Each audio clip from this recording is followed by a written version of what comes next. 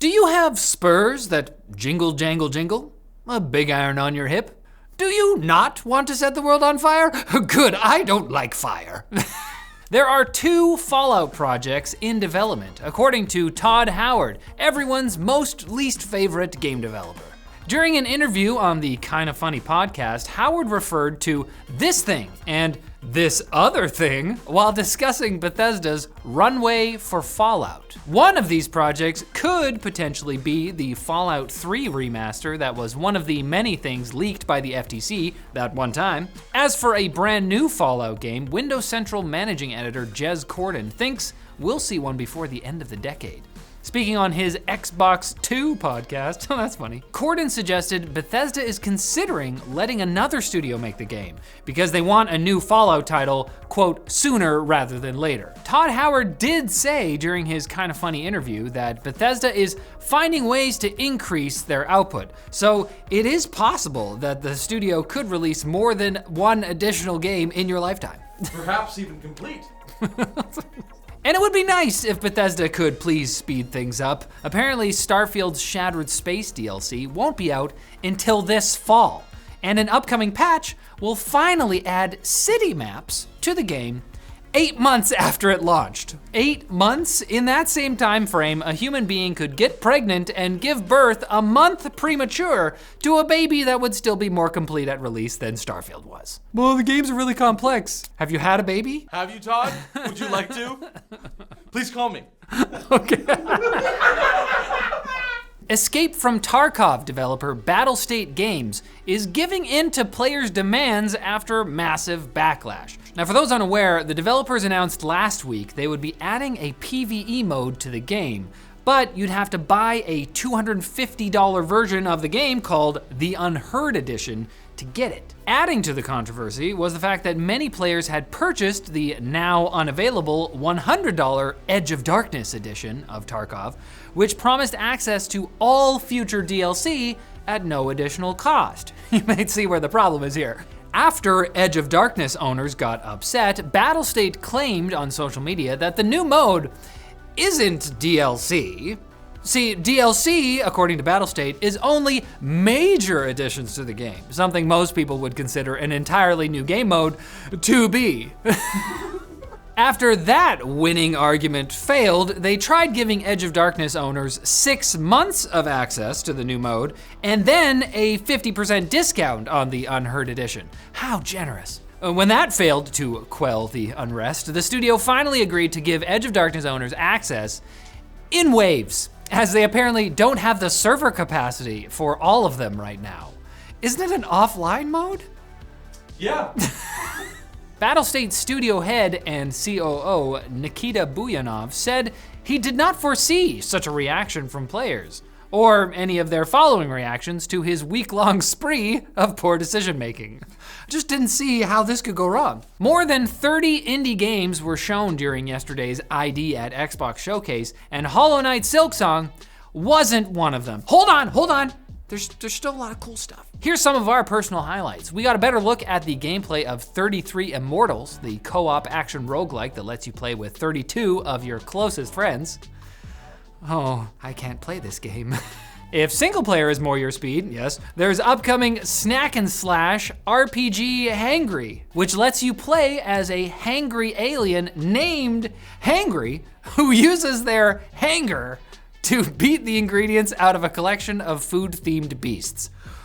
Okay, we made it. The Jackbox Naughty Pack was announced, the first M-rated game in the Jackbox series. Hit game Vampire Survivors got a surprise quadruple A update. Oh no, it's spreading. Introducing groundbreaking features like immersive door-opening action and even fully rendered running animations. It also has actual content like a new character and stage.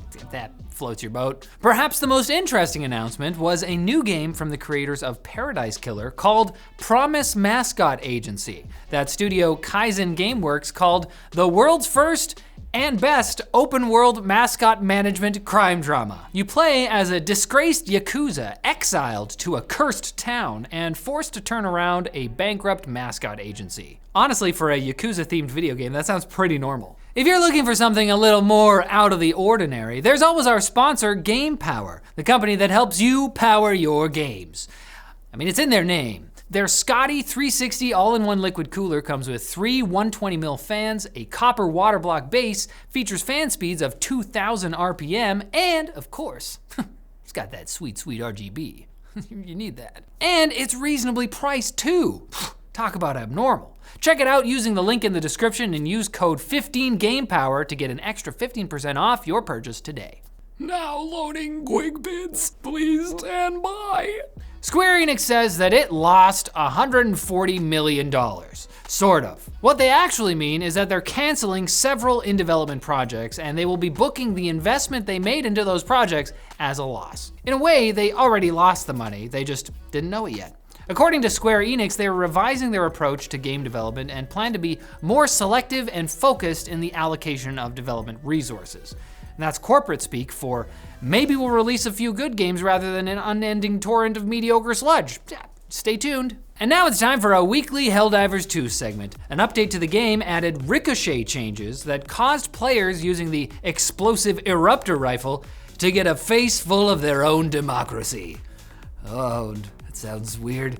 And this is a bad time for lethal boomerangs because the Terminids are making a big comeback. It turns out that the Termicide the game had players spread throughout the galaxy didn't kill the bugs and is actually making them reproduce like crazy. Either that or what players thought was a potent insecticide was actually just a collection of Barry White's greatest hits. Really got the insects in the mood. Xbox has announced another game showcase scheduled for June 9th, where they're expected to reveal a new Gears of War game and release dates for upcoming projects, followed by what the company is calling a Direct. Oh, I'm sorry. See, they want to tell you which beloved franchise this Direct is going to cover, but I'm afraid that's classified.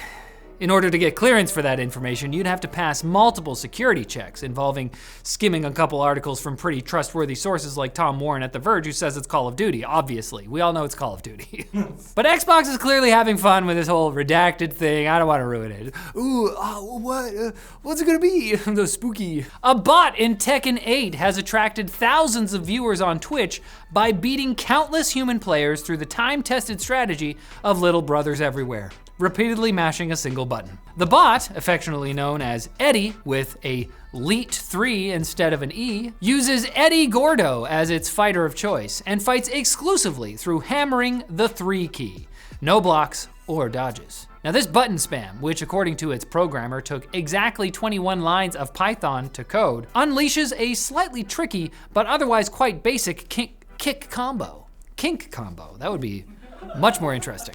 So far, the bot has managed to achieve the rank of Vanquisher, which in Tekken's ranking system means that Eddie is actually doing slightly better than the median Tekken player, meaning that the median Tekken player should probably just try a little less hard. Press less buttons, you'll do better. And on Saturday, the official Google Play Twitter account posted a strange thread supposedly showing the changes in Sonic the Hedgehog's design over the last 30 years, except that everything's wrong. A screenshot of the 2013 remake of Sonic the Hedgehog 2 is labeled as the original 1991 Sonic the Hedgehog.